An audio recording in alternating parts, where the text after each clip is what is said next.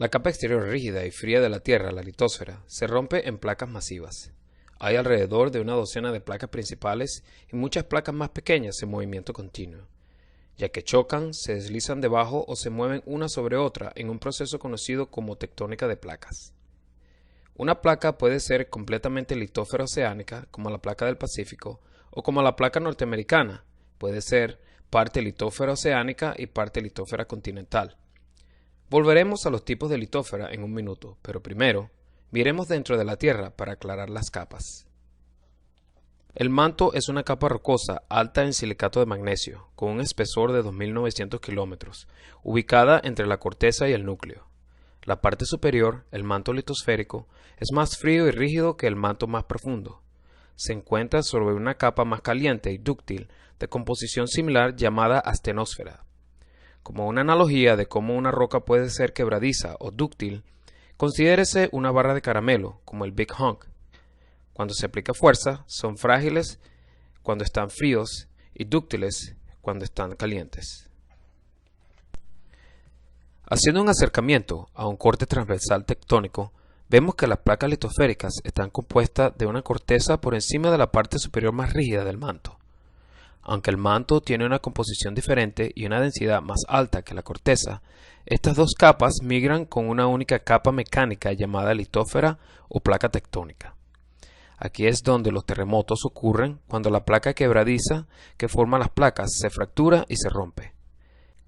La roca astenosférica, más caliente y más dúctil, no se fractura para producir terremotos.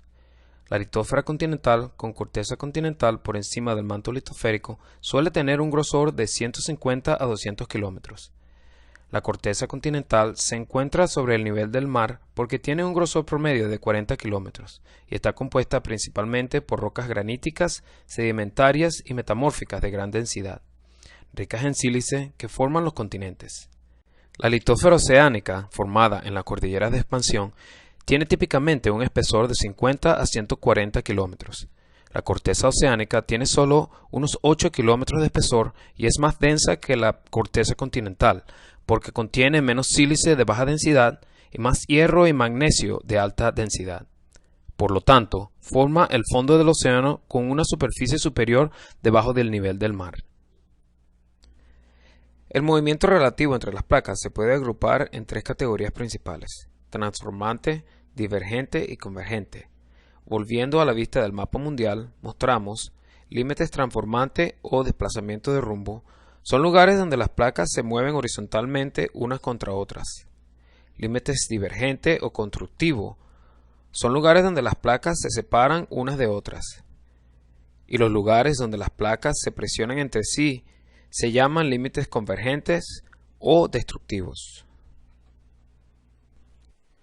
La litósfera no se crea ni se destruye a lo largo de los límites transformantes que conectan segmentos de las cordilleras oceánicas de expansión y otros límites de placas.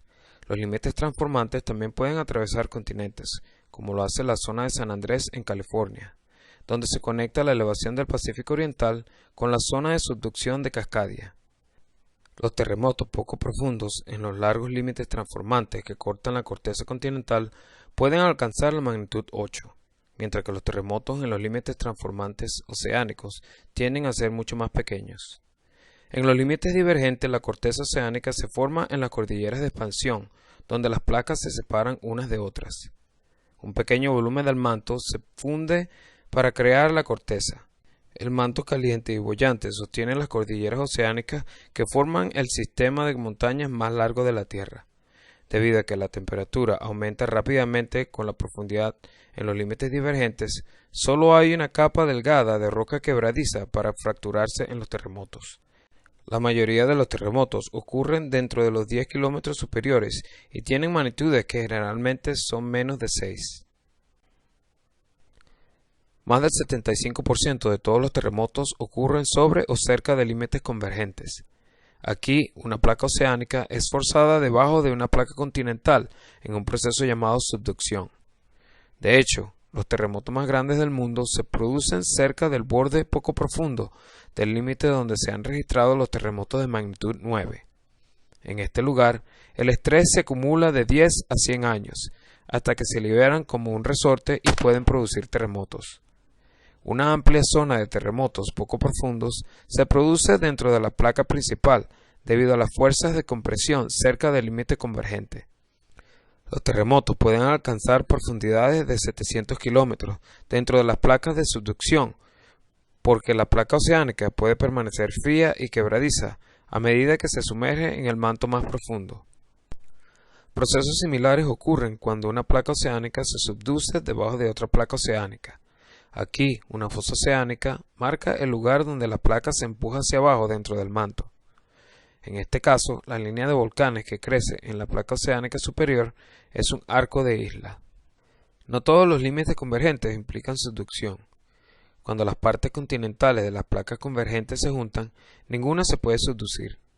En cambio, los dos continentes chocan, produciendo deformación horizontal y levantamiento en la corteza continental para construir montañas y mesetas.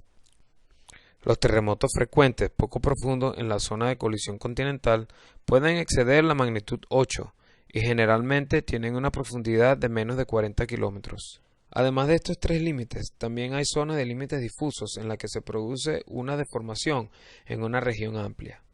Aunque son menos comunes que los terremotos a lo largo de los límites de placa, sí ocurren terremotos en la parte interior de las placas, llamados terremotos intraplaca. Sin embargo, la actividad tectónica y los terremotos se concentran principalmente sobre o cerca de los límites de placa, donde muchas características geológicas, incluidos volcanes, montañas, fosas y tsunamis, están en un estado de cambio constante.